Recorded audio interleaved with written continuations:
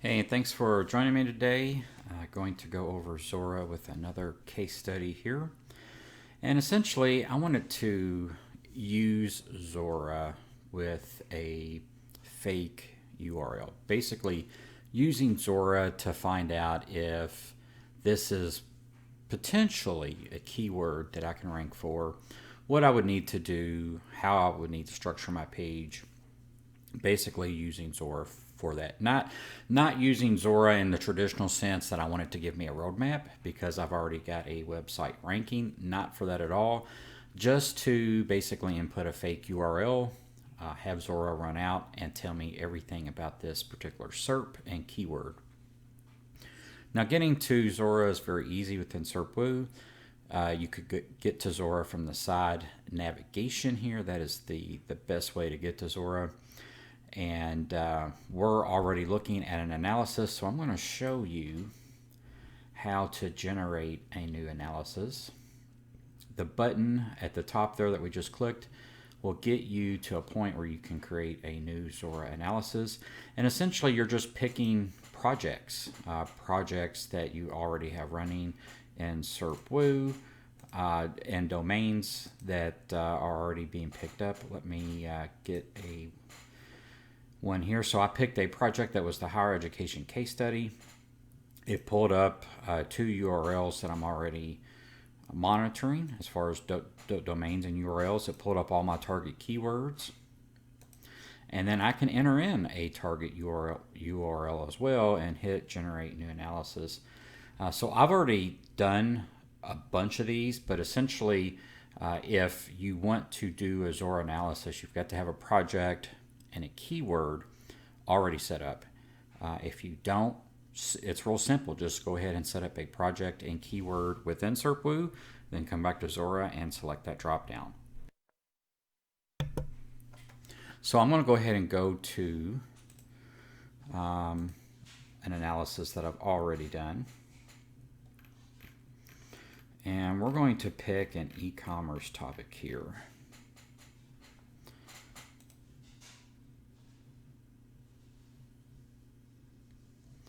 Now this keyword is carpenter bee traps. If you live in the United States, not sure how common these are in other countries, but if you live in the United States, particularly in southern regions, you know what a carpenter bee is. It's basically a giant fat bee that looks like it's impossible to fly. It is so huge. And they basically drill holes into people's houses and decks. Little round holes that they chew through and then lay their eggs and leave. They can be very destructive. So carpenter bee traps are pretty popular in the southern United States. And particularly I thought, hey, maybe I can import these from AliExpress or Alibaba or somewhere else and sell these online or either sell these in store.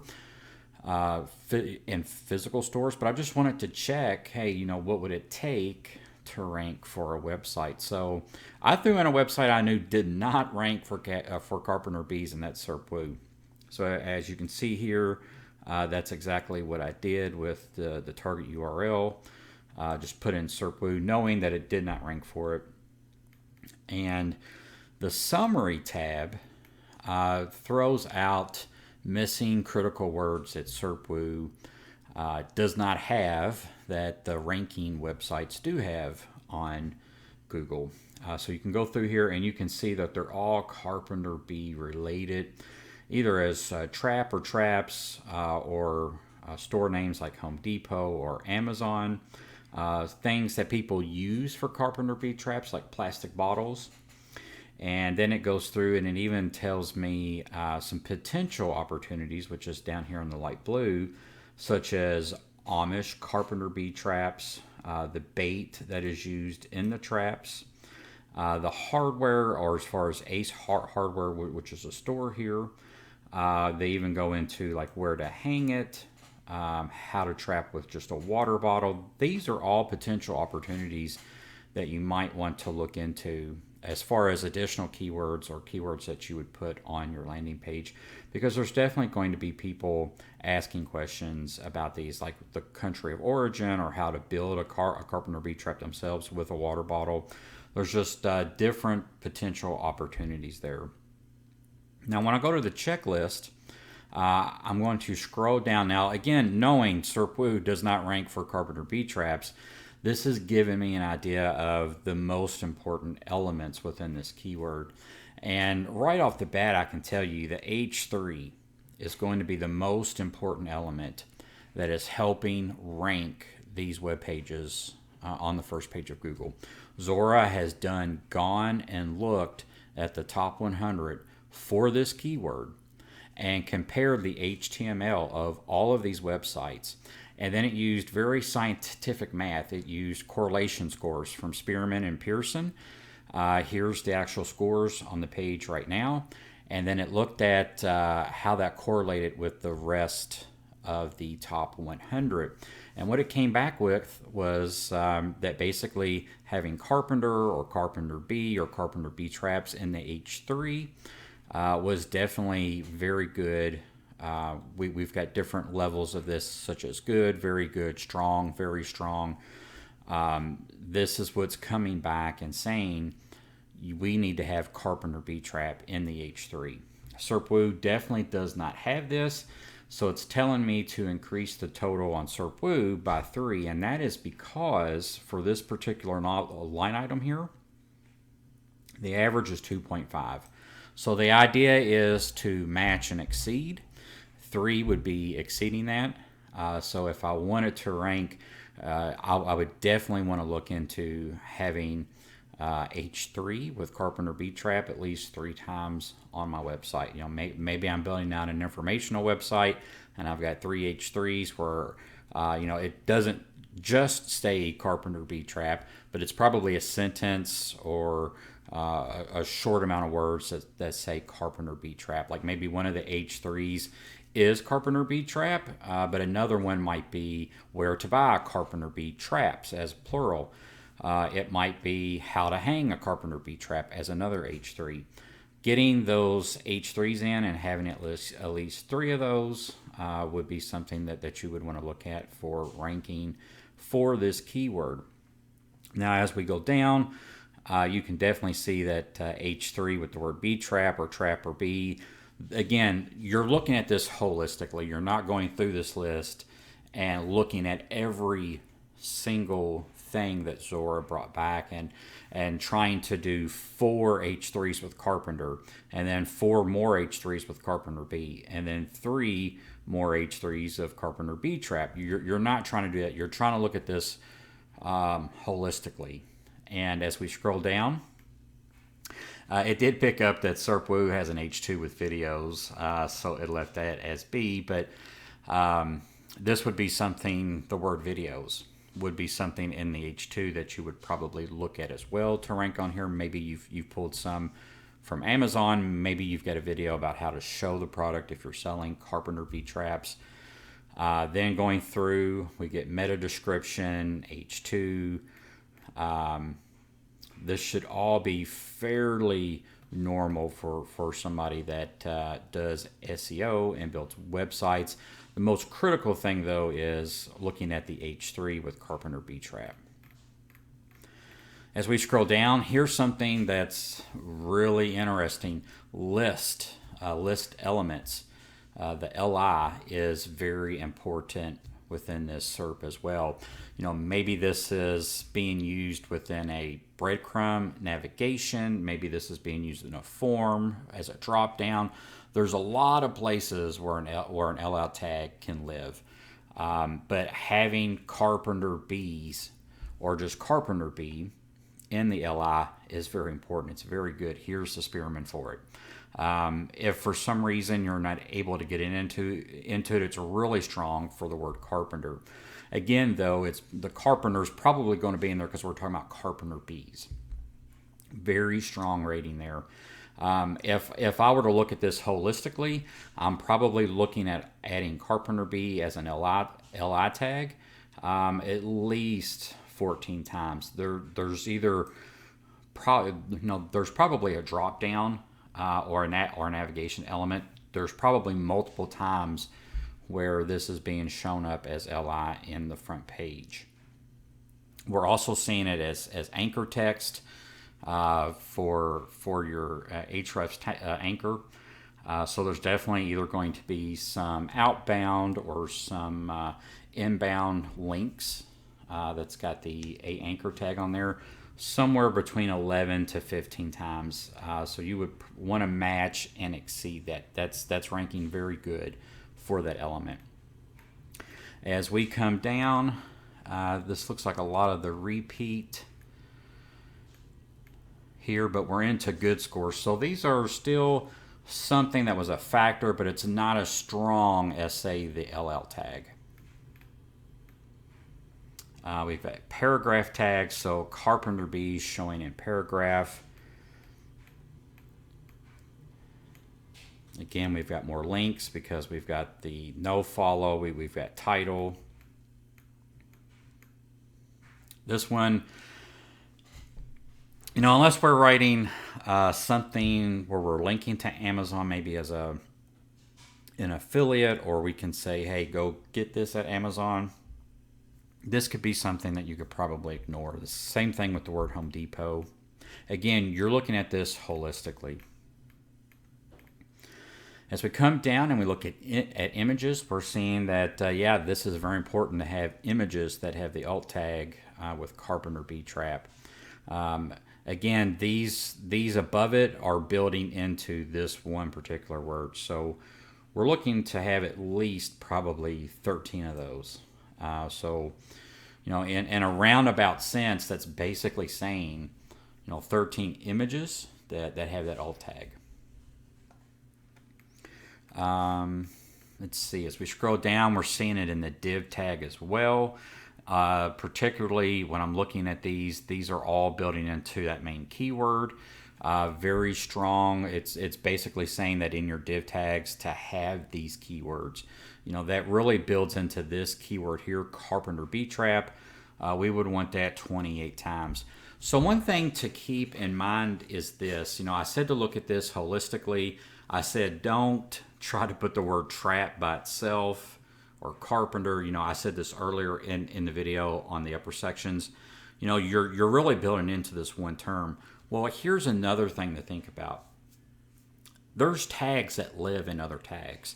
So when you're looking at this particular div tag and you see that you need that in there 28 times to either match or exceed what's on the front page of Google, and that's a very strong correlation. Here's what you got to remember. You've got, paragraph tags. You've got div tag. You've got paragraph tags that live in div tags. You've got LI tags that live in paragraph tags. So you've got a lot of this mishmash with the HTML. So you need to keep that in mind too. You're not going to look at this and say, oh, I need 28 carpenter bee trap terms within div tags. And I also need, let me get to the right spot here.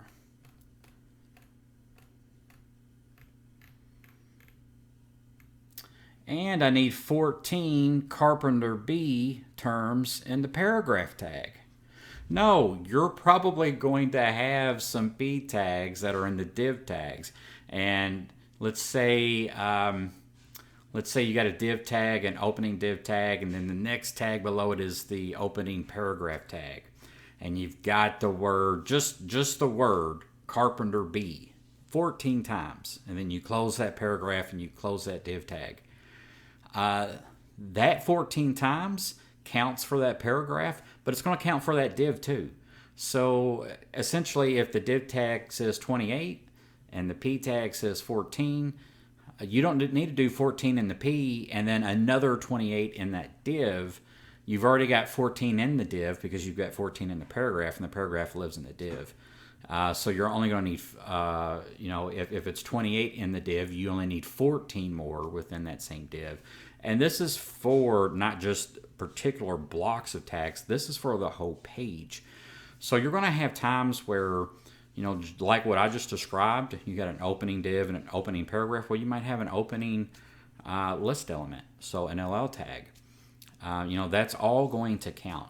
So when you're going through this analysis, you're looking at it holistically as what we're bringing back to you when you're going through, and you're looking at it too as tags within tags potentially. So you definitely don't want to over optimize.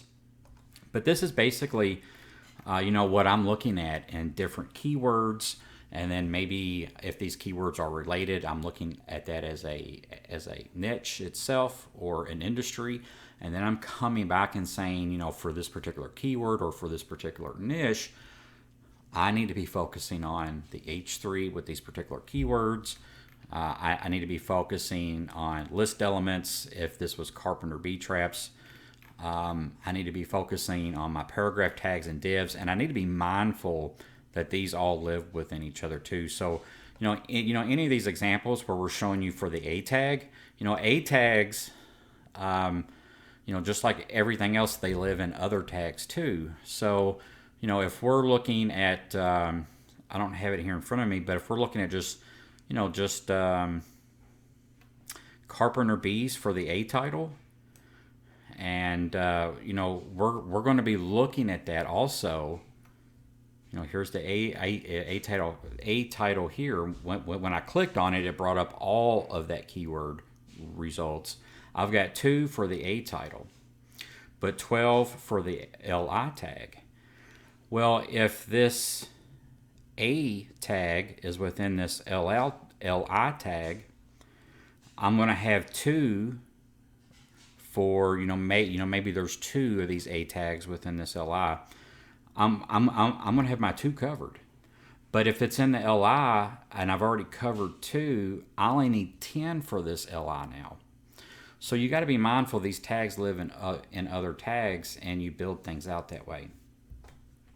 But we make it real easy, because once you do these things and you change your page, you can easily reprocess this Zora analysis with your new changes, and it's going to come back and let you know if you did it correctly. So that way, if you're over optimizing and you put this A tag lives in this LI tag, and you did 2 of those and then 12 of these, well, now you're going to be over optimized, and Zora's going to come back and say decrease it by 2 or decrease it by whatever number.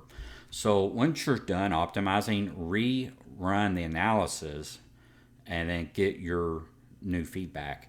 Because let's say it takes you, you're writing this down and you're giving it to your web developer, and it takes them a week, or it takes them 2 weeks, or it takes them a month. Well, the SERP might have changed also since then. There might have been an algorithm update.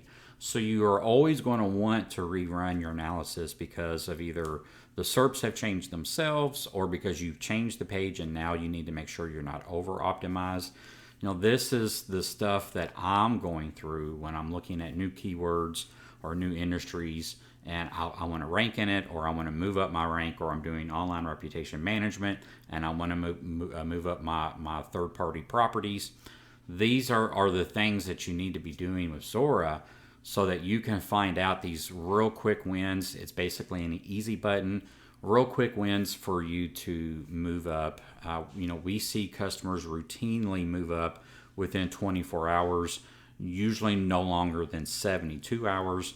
The results are almost immediate once Google sees it and you start to match and exceed, and you do it correctly without having to mess with a bunch of spreadsheets, without wasting resources on your computer. This is all in the cloud. You don't have to fool with proxies or spreadsheets or confusing third-party tools to try to combine these results together. You're getting it quickly with projects that you're already monitoring within SERPWoo. So I hope that's helped. If you've got any questions, concerns, or comments, just send them right to us, and we'll be more than happy to help. Thanks a lot, guys. See you next time. Bye.